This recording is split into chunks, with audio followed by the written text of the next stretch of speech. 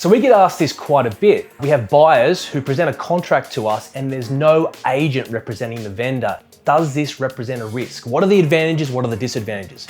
The advantages are pretty obvious. Most of the time, you might be able to get a lower price because the vendor doesn't have to pay the agent commission. Now, not always. What are the disadvantages? Well, you can sometimes miss out on some important disclosure. What do I mean by that? Well, in most states and territories, agents have an obligation to disclose material facts about the property. Vendors do not necessarily have these obligations. In New South Wales, there is a prescriptive list of things that may constitute a material fact. For example, whether there has been a violent crime committed at the property in the last 5 years that has resulted in someone's death. Also, whether there's been flooding, whether there's combustible cladding.